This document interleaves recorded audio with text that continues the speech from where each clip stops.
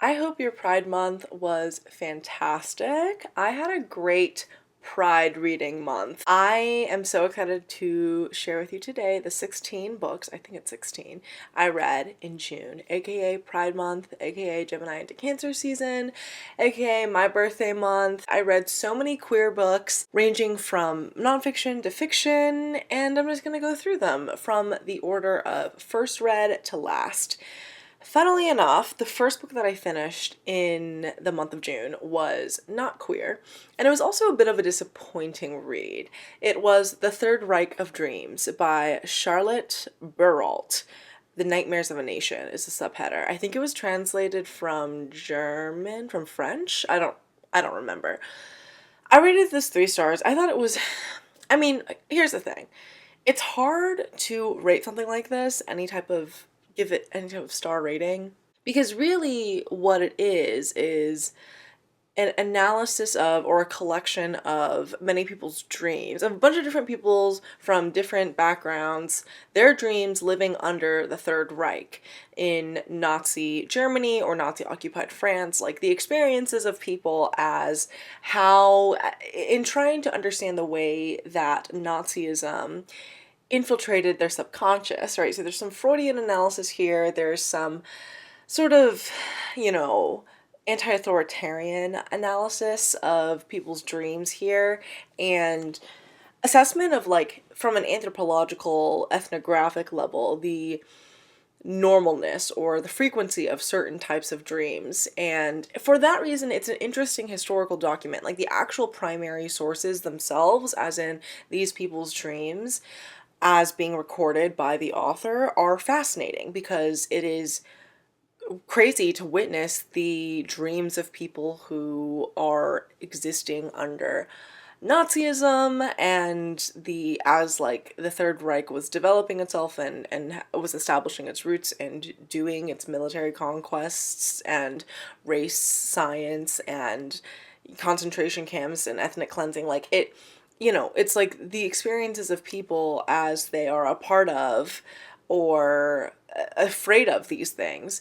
And I think that it was meaningful in that way. However, I found that the political analysis of it, fell flat for me, right? It falls flat for me always when you approach, or when writers or when thinkers approach fascism as a political topic, as a political reality for people, as something that is, instead of using that term, fascism, using the term authoritarianism, because authoritarianism is so, like, vague and it can mean so many things, whereas fascism is quite specific. It's a political ideology, and it's one that we've seen be played out in a way that is very specific, like I said.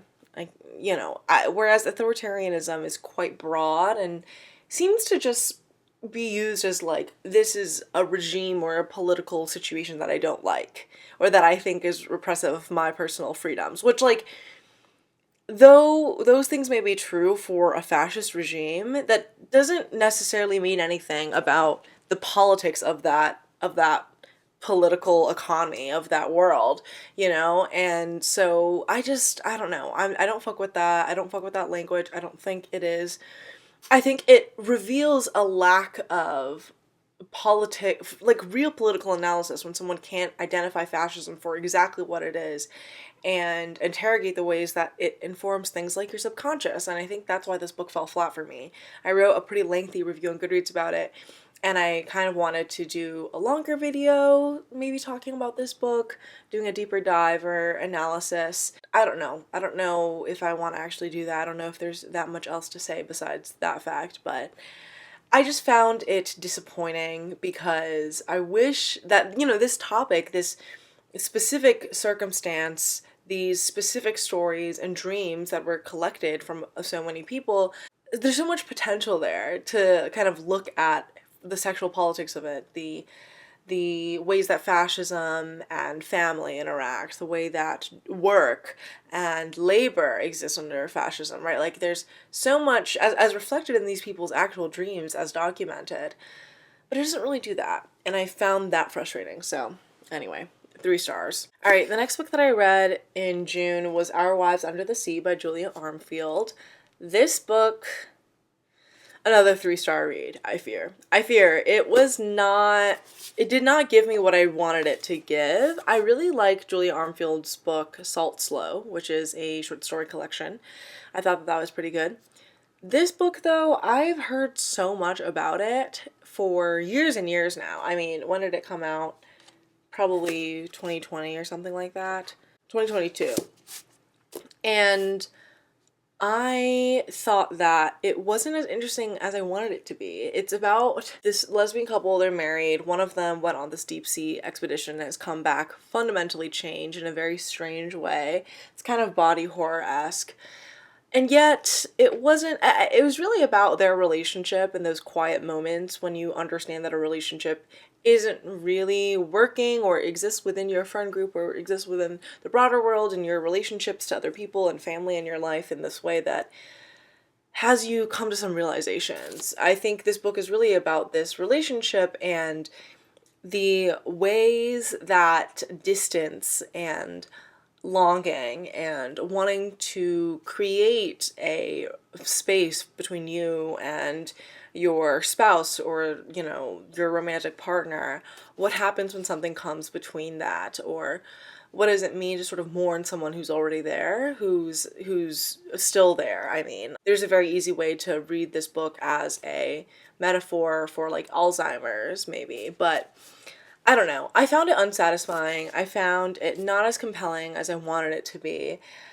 And so I think I'm gonna have to give this book away. Like, I think I'm gonna have to sell this book for credit or something, because it's a beautiful edition, and it's the hardcover first edition, but I listened to the audiobook, so it looks untouched, and I didn't like it enough to keep it. I've had it on my shelves for years now, since 2022, obviously.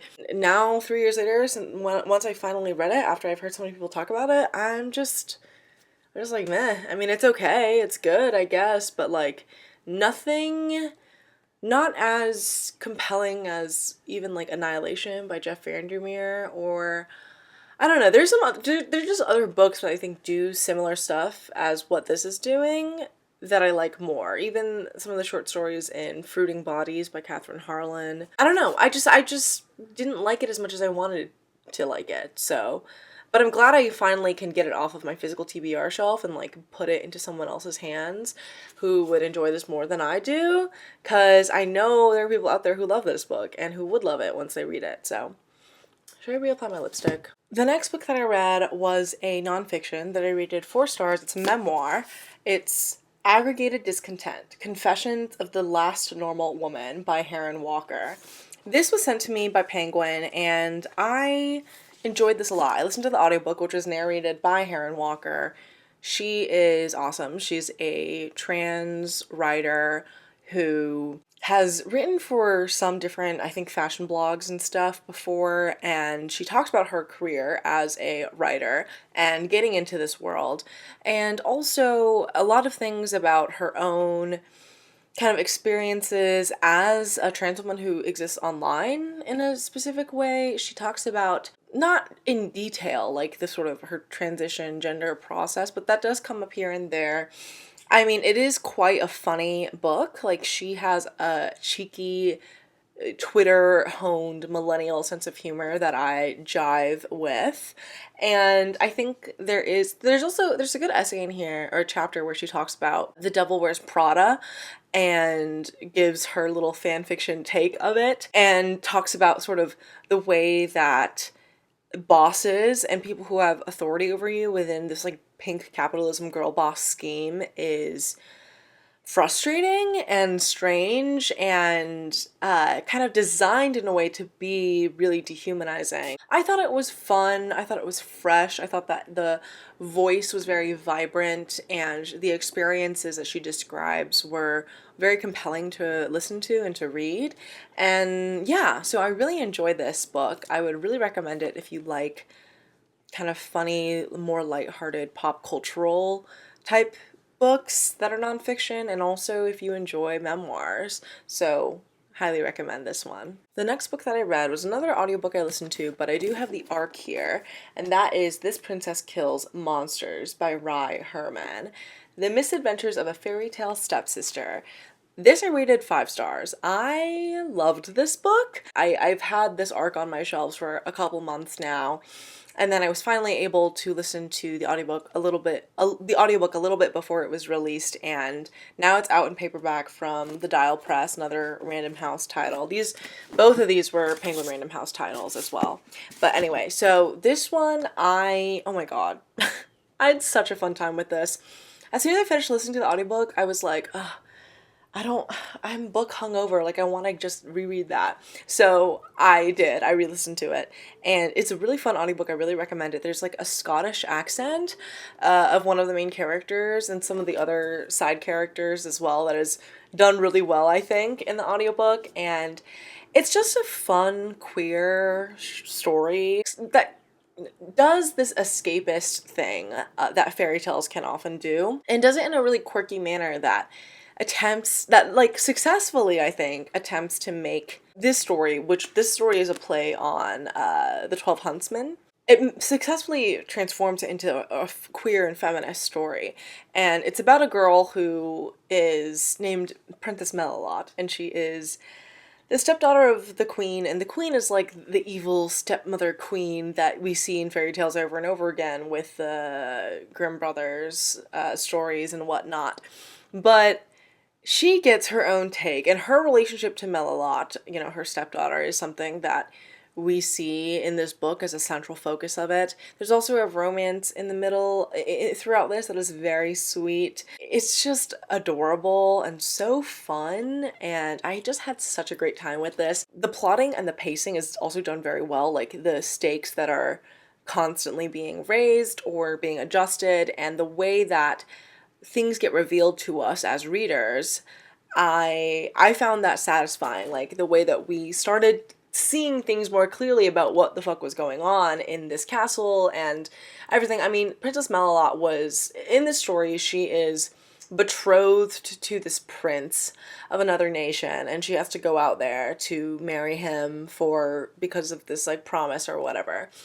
But he had sent for her because her family, like she and all her sisters, her stepsisters and her sisters, are all magical. Like their kingdom is like one with sorceresses. Her stepmother, her queen, is a powerful sorceress. The guy that she's supposed to marry, the prince, his dad's dying wish was, you need to marry a princess from that kingdom, because she will help save you, or she will help you survive the onslaught of magical attacks that are facing you and anyone who sits in this throne. And so that's sort of the impetus of like her having to go on this journey through the woods to get over to this castle, and then she runs into the 12 Huntsmen, and things progress from there. It is wonderful. I highly recommend it. I think that it was just so delightful and also funny. Like I actually was LOLing so many times reading this because of the humor that is in like every page of this book. Even as things get sticky, even as the stakes are high, there are just quips and observations that are just so good. I thoroughly enjoy my experience with this, so highly recommend this. But if you read it and you don't like it because you don't like fun and whimsy, don't tell me that. You're just gonna piss me off. The next book that I read in the month of June was Glitch Feminism by Legacy Russell. This I rated 3 stars, maybe 3.5. I read this for Lesbian Feminist Book Club, my book club, and we discussed it on Zoom. I liked our discussions about it more than the book itself. Also, if you can hear the fucking lawn mowing outside, I'm so sorry. I mean, it is summer, like, you can't really escape this background noise, unfortunately. Anyway, so Glitch Feminism by Legacy Russell is a slim little manifesto that talks about what glitch feminism, like the glitch as this concept as this entity, as a mistake, as an interruption of something, and how that can be a feminist act. Legacy Russell's theory of the glitch wasn't as compelling as I wanted it to be. I think she is a performance artist who is interested in performance art, and she's in this like avant-garde kind of contemporary New York art scene, and this book is very much steeped in that. And you can really tell, you can really see that in every line and in the way that this manifesto sort of articulates itself. And I think for it being what it is, a manifesto, it succeeds. But I didn't get that much out of it, as much out of it as I wanted it to give me, I guess. I mean, the concept of like the glitch as an interruption and as a kind of an interference of what is normal and how that is something that feminism should take on, especially within the digital age, is something that I can really respect and honor, but it's also not as interesting to me as some other things, I guess. So anyway, that is that. The next book that I read was a 4-star read, Queer Palestine and the Empire of Critique by Sa'ed Ashton. This book is water damaged as fuck because I spilled tea on it, I'm pretty sure. But I read this over the course of the past few months, and I think that it was a really compelling read. You know, it's an academic, sort of monograph that blends together anthropology, journalism, ethnography, queer studies, Middle Eastern studies, and it's really about how the queer solidarity movement with Palestine is something that is quite fraught, and it's really weighed down by what Achan calls the empire of critique, this idea that something can be, or concepts or a political movement can be held to this sort of radical purist standard while there is literally like fascism nipping at your heels. So what do you do in that situation when the nipping fascism kind of breeds that political radical purism, and that can prevent potential solidarities forming?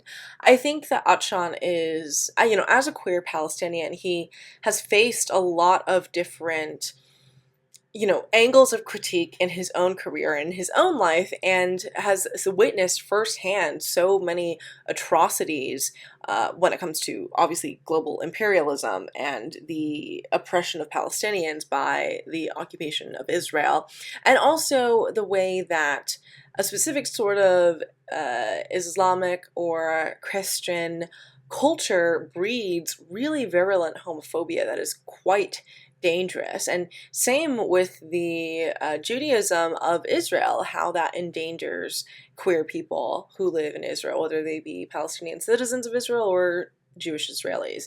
So I think that this book talks about a lot of things that I hadn't previously been aware of. Like, my eyes were really opened, and I'm someone who has cared about the queer solidarity movement with Palestine and also Palestine as a cause for many years now, and I think that this book was enlightening in that way. But I don't know if Achan's politics, not to be one of the radical purists he's talking about in this book, but I don't know if his politics totally align with my own, just because of some of the things in this book.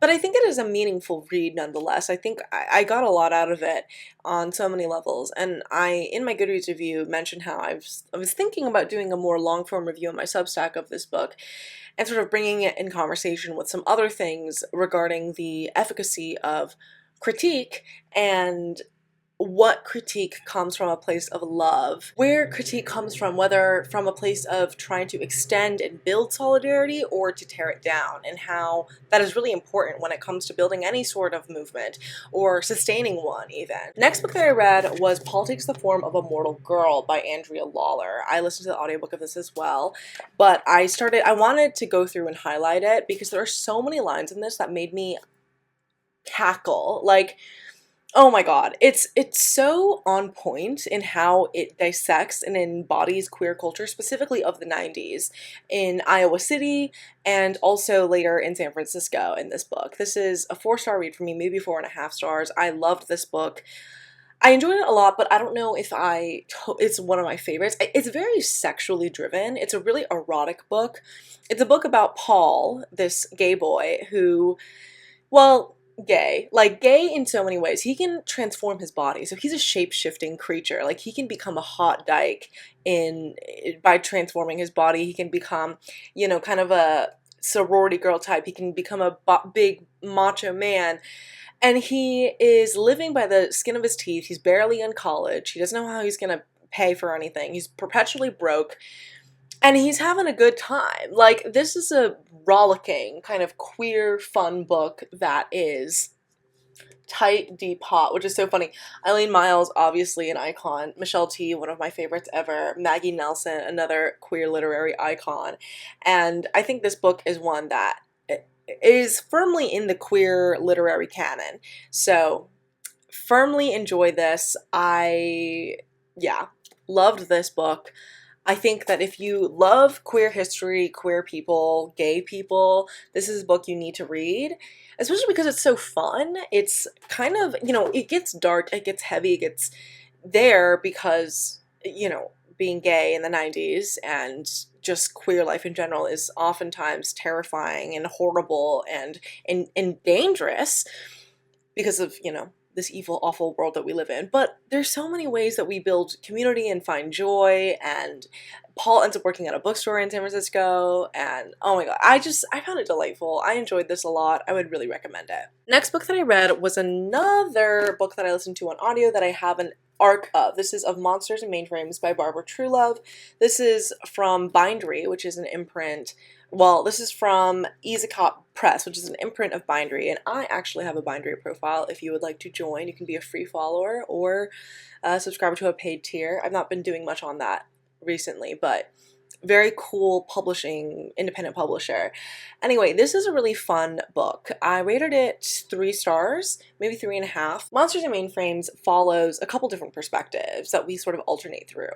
This AI ship, and also it's the AI medical assistant on the ship, and then this family that was on the ship and where something really horrible happened. We get vampires, we get mummies, we get werewolves, we get many such creatures in here. We get aliens, of course, and of course the ship's AI systems. It's a fun book. It gets gory, it gets gross. It is kind of a space horror fantasy that's also kind of a romp and also queer.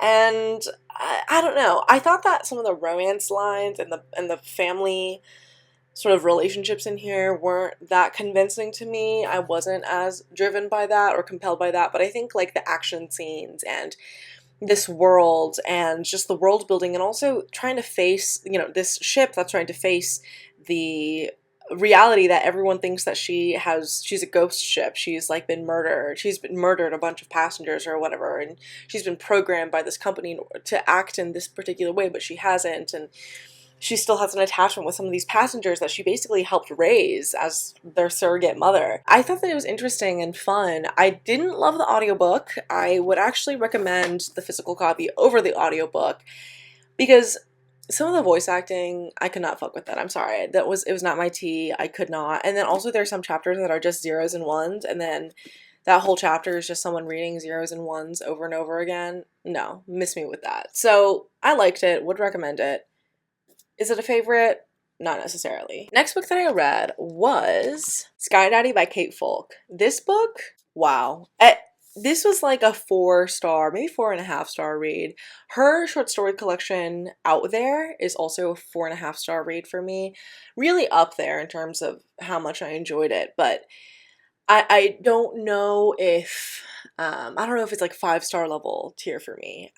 Not sure yet, but exciting news is that I will actually be interviewing Kate Folk very shortly, and if you want to stay tuned on that or keep updated with my podcast and everything, or my author interview podcast, I keep that on my Substack, which is On Loop with 2 zeros as the O's. It's now connected to Spotify, so like if you go on Spotify podcast and look for On Loop podcast by Sunny Lou, me, you can find my author interviews. I've interviewed Sophie Lewis. She's been on the channel. I put that up on here on my YouTube channel, but it's also available on my Substack, and as something you can listen to on Spotify as a podcast. I've interviewed her. I've interviewed Tony Tulathamut, who wrote Rejection, which is one of my favorite reads of last year. I've interviewed Emily Austin, who wrote We Could Be Rats, another favorite book of this year. Anyway, I'm so honored, honestly, to talk to these authors who are just brilliant people. But this book we read for Lesbian Feminist Book Club, and we all really enjoyed it, actually. I mean, with some exceptions, but by and large, we had a great time reading this book. It's a book really about self-love and acceptance, but like not in a corny way. It's a book about a woman who wants to fuck planes. Like, her life's goal is to get married to a plane, and by that she means die in a plane crash. But she doesn't want to do any type of, she doesn't want to manipulate it. She's not going to do a terrorist attack. Like, she's not going to force the plane to marry her. She wants it to be natural. So her favorite activity is to go on planes and do air travel. Like, that is her thing, and it's what gets her through the day. And she has this job being like a content moderator, you know, going through the harassing comments and seeing whether they meet the standard code of conduct by the tech company or not. She's very clearly neurodivergent, and she has like one friend in the whole world. She lives in this illegal sublet in the Bay Area, and it's really about the underbelly of a plane. Well, of San Francisco and this tech world, but also of desire. And her friend is her coworker, and her coworker starts inviting her to these manifestation sort of meetings, right? So there's like a Q1, Q2, like it's by the fiscal quarters, which is so funny. But they go to these manifestation meetings, and she brings in like the big board with all the planes on it, and she knows and she feels that she cannot tell anybody about her obsession with planes and how she is sexually attracted to planes, because she knows that she'll be shunned for that. But we see her as she tries to deal with this and tries to go forth with her goal of marrying a plane, and the kind of hijinks she gets up to in that process. And also, it's really tied with the work culture of her job. And it was so quirky and zany and a delight, and also so touching for me. Like, I think it's not weird for the sake of being weird. I think it's earnestly weird. And I think the earnest weirdness of media is so important and crucial to our culture in a world that attempts to market and sell us the nicest version of a weird thing as possible, when the most earnest, unabashed form of weirdness is the best, in my opinion. So loved this. Would highly recommend it if you're into reading a book about a woman who wants to fuck planes. Or a book about friendship, you know, and community and love and joy and accepting yourself. Also, the audiobook is really good. Next book I read is another book I have an arc of, which is Murder by Memory by Olivia Waite. This is a very short space novella set on this sort of utopian spaceship, and there are ways of kind of locking away your mind in a library and then being revived in a new body. And so we see the ship's detective as she wakes up in a body that is not her own, and she has to investigate a murder. And it is really interesting. It's short, it's tight, the world building is as fleshed out as it can be with this short of a book. I thought it was good. I read it, I rated it 4 stars. It's quite intriguing, and it's queer, it's lesbian. So I fuck with that. And I think like it also is a book that deals with the confines of and the limitations of these sort of utopian settings where money is not really as much of an object in this transitory flight into space, and there's a lot of safety, and then this murder is out of the blue, and I don't know, I liked it. I think that the way that this book... Ooh, hello? I didn't realize this. Dorothy Gentleman. Oh, and there's a little drink card. That's cute. Because there are memory drinks in here, drinks that are supposed to be evocative of childhood memories. Anyway, weirdly enough, or I guess not weirdly that much, I read 2 books in June that were both queer, ship mind, AI on space stories, but I like this one more, and it is much shorter, and it is a mystery novel, but I'm really excited to see if the rest of the series comes out in sort of like a serialized detective type of situation that's set in space, a space opera detective novella series. I would love to see that. Enjoyed this, not much to say. I think if you like these types of things, the space novella, detective series, queer stuff, you'll fuck with this. Next book that I read was a nonfiction title. This is another arc that I have that I listened to the audiobook of. The Einstein of Sex, Dr. Magnus Hirschfeld, Visionary of Weimar, Berlin. Wow, I adored this book. 5 stars from me. I think that Hirschfeld, as a historical figure that has been largely forgotten, he was a doctor and a scientist who grew up during Weimar Berlin, as the rise of fascism and Nazism was about to come, and then we see how that affects his career. He traveled the world. He basically was, in the late 1800s, early 1900s, was like, there are many, many, many variations of gender and sex in this world. No one is purely masculine, no one is purely feminine, no one is purely male. And these constructions, these divisions of gender and sex and sexuality and race are fundamentally arbitrary. And he was such a forward thinker, such a progressive thinker who was able to help so many real life gay people of history who lived gay lives and who were gay, who were struggling with their identities. He was like, girl, you're fine. You are normal. It is the world that thinks that you are sick. A gag. Like this in the era of pre-Nazism, right? During Nazism, during segregation and the post-Reconstruction era, he travels across the US and he sees the color line. He was hanging out with Langston Hughes, and he was going to British occupied Shanghai and interacting with people and learning as much about queer cultures around the world as he could. He was just such an interesting person. He himself was Jewish and came from a really, just nice family background, and everyone was like, oh, Freud, he had some beef with Freud, right, where he was like, Freud thinks that you're gay because of some fucked up childhood, and he was like, well, I had a really nice normal childhood and I'm gay, so like, what now? But he was pretty much in the closet for most of his life, and he had diabetes and a sugar addiction, but he was somewhat closeted because he wanted to be taken seriously as a scientist, and the idea that you as a scientist could be impartial only if you were not part of the community or part of the subject you were studying was really present during this time and to this day. And he was just, he's very much a visionary. I loved this book. I learned so much.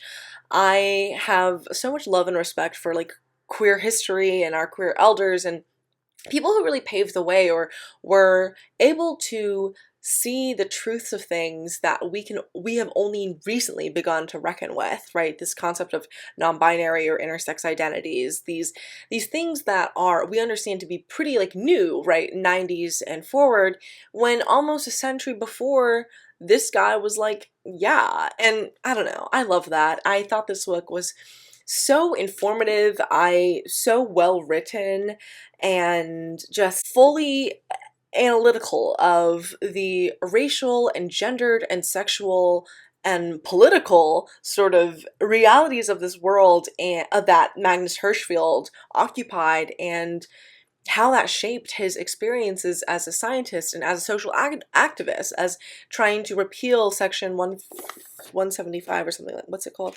Basically, the part of German law up until this point that during his lifetime, criminalized sodomy or like gay homosexual sex or whatever. And so like he had this whole group that tried to fight against this. And yeah, I love this book. You should really read it. It's such a good audiobook as well. And there's also so many different pictures and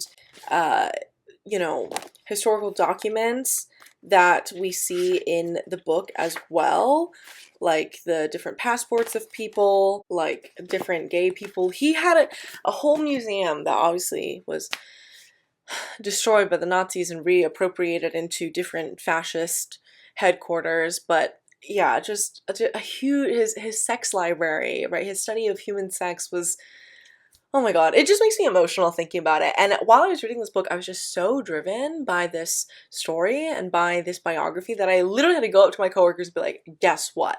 Magnus Hirschfeld, and just like go on a rant about this guy. And they're like, okay. Just so cool. And also because like part of what Brook argues, the author, is that Magnus Hirschfeld wasn't just attacked by the Nazis because of the fact that he was a gay Jew.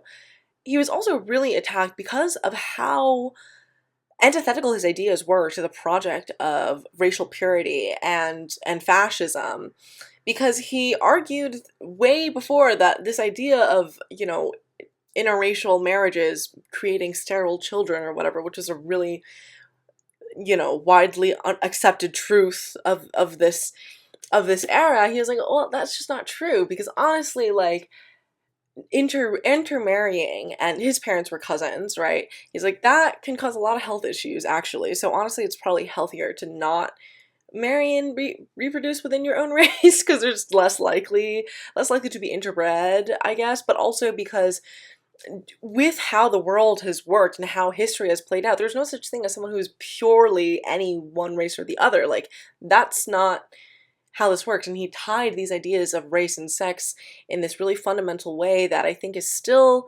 pushes the boundaries and still challenges the ways that people think to this day, right? That sex and race are these genetic predetermined things, sexuality even, and that they're not at all, or if they are social categories, there's something underpinning them that is concrete and real. And I think like Hirschfeld was one of the scientists who was able to see past that, and through his own experiences and with his own studies understand like the power structures that be determine these things, determine what is real and what isn't. And, you know, as he's witnessing Hitler's rise to power and trying to escape persecution, he saw that, you know.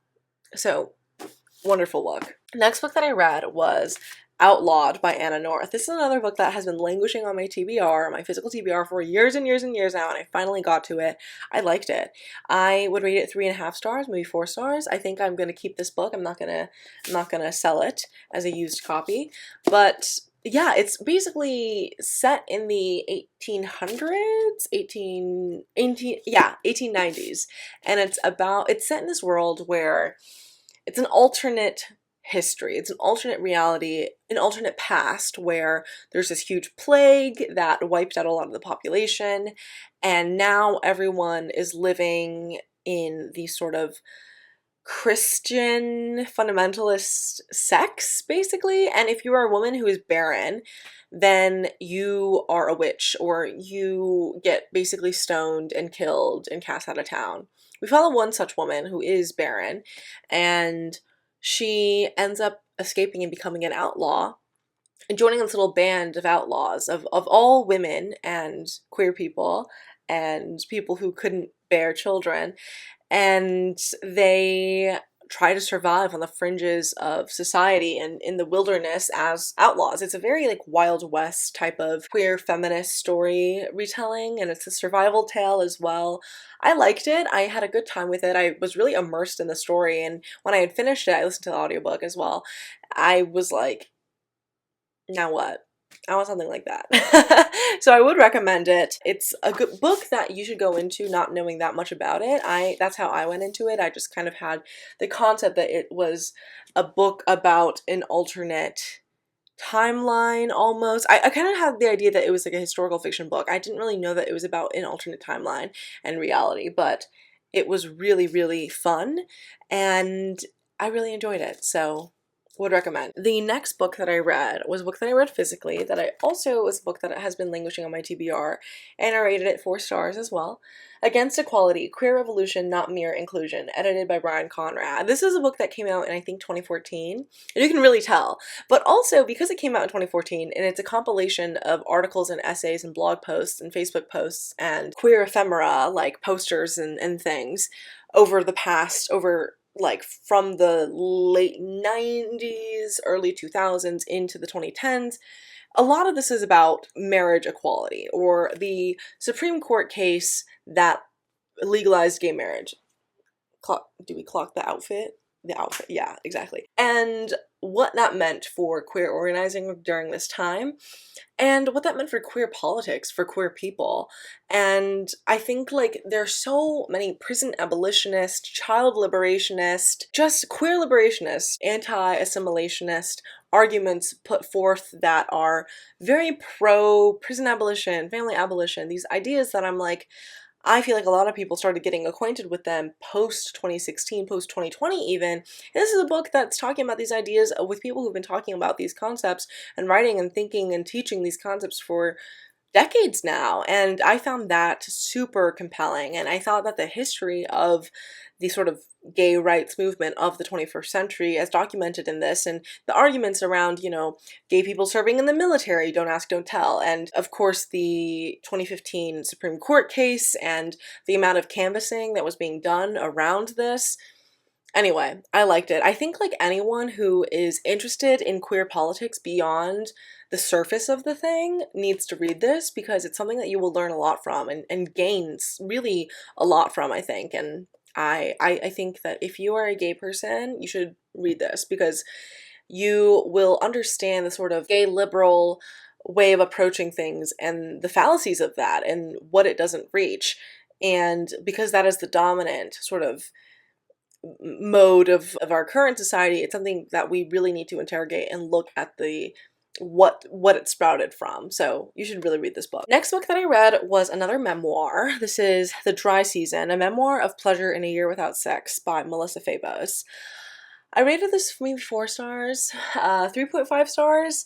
I think that this was an interesting book, right? It's a book by Melissa Febos, who is a memoirist and essayist, and she talks about her year of celibacy and what that meant for her and her connection with the Beguines and these different saints and women who, you know, fought for freedom in a feminist sort of way, but within the confines of the societies that they lived in.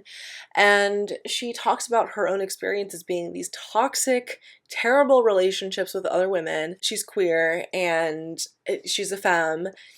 And she seems really cool, really awesome, but I don't know. I thought this book kind of fell flat for me in some ways, just because it gets into this religious aspect that I'm like, I don't know about all that, but okay. And it also does acknowledge the fact that this idea that going celibate for a year can be like something that is enlightening for you, and is something that you have to resist the temptation of fucking or getting in relationships. Is kind of like, oh, okay. And she does acknowledge that, but I think I really like the parts of this book that are just her narrativizing her own experiences and her story and her, yeah, but otherwise, I could take it or leave it. I don't know. 3.5 stars. Still well written, but kind of meandering in a way that I don't know. Memoirs are hard for me in that way sometimes. If you're not really getting to something, or if you're not really saying something or telling me the story that is super compelling, I'm like, well, why am I here? What's the reason for all this? Anyway, the final 2 books that I read in June, okay, so Sweet and Deadly, How Coca-Cola Spreads Disinformation and Makes Us Sick by Murray Carpenter. 4 stars, maybe 5 stars, honestly. This book has made me become the most annoying person in your friend group. Now, when we go to the gas station, I'm picking up the Coke bottle and see how this is 65 grams of sugar, which is 130% of the FDA recommended amount for your diet, and it's 1 bottle of Coke. This book is crazy. You need to read it. It's so eye-opening how Coca-Cola used and uses the big tobacco playbook of spreading disinformation and making us sick, as the subheader tells us. And it is infuriating, and also really shows us the insidiousness of corporations that front and fund research, and how a lot of food information and food marketing and food and beverage shit, that especially in the US, that shit is gonna kill you. Like that shit, like diabetes too, Like, and Coca-Cola, they're besties, they're best friends, and they're in each other's pockets because wherever you can find a million dialysis clinics within a block, you can find a Coca-Cola on every street corner. Like, Coke is more accessible to people than water in so many parts of this country and in this world, and it is poison. That amount of sugar, your body cannot metabolically process and sustain for so long. And meanwhile, this is a drink that is marketed as being a fun, refreshing treat that you can have at every other meal. No. Stop drinking soda. Stop drinking sugar sweetened beverages. ASAP, girl. Like, oh my god. Read this book. The final book that I read in June was Stop Me If You've Heard This One by Kristen Arnett. I rated it 3 stars. It's a very Florida book. It's about a woman who is this lesbian who's a lesbian mom who she doesn't have a great relationship with, and a dead older brother. And it's about her grief. It's about her being very estranged and feeling at a loss in this world. She works at a aquarium pet shop type place and she hates the job. Her manager is a piece of shit, but she has a friend there who's a drummer, and this punk girl who wears her hair in mohawk spikes constantly. And they have like a friendship born of both being massive and huge haters, which I really respect. But the fun thing about this book is that our main character is a clown, and she takes her clowning and her being a clown seriously. It is her art. It is her love. It is her life. This is who she is. And it follows her in this and her mess of a life, her being broke, her mom dating her current things ex, like her being in love with this woman who Loki doesn't want anything to do with her and whom she adores because she's a magician and a performer and successful one at that. The sort of lesbian drama of Central Florida and Orlando and its surrounding economies and communities and world. It's such a Florida book, and yeah, I liked it. I just don't think it was as for me as I wish it was, which is weird because it seems like such a book that is just so for me because it's about a weird woman and her weird art and lesbian weirdness and obsession, but I don't know, it didn't really sink its claws into me the way that some other things of that nature have before. Maybe that's because I've kind of been dulled to this since I've read this type of thing a lot at this point, but I don't know. I liked it though. I would really recommend it. It's a book about a weird girl up to some weird shit, suffering and going through it in a very serious way. And if you feel like that is a sort of kindred soul to you, I think this book would be a real healing sort of balm for you to experience. But anyway, those are all the books that I read in June. I really hope that your Pride Month was also fantastic and that you had a great reading month as well. Please let me know in the comments which one of these books you are most interested in picking up next, or if you have read any of these books, let me know your thoughts on them. I always love seeing that in the comments, and I really appreciate you being here. I will hopefully see you in my next video, so bye-bye!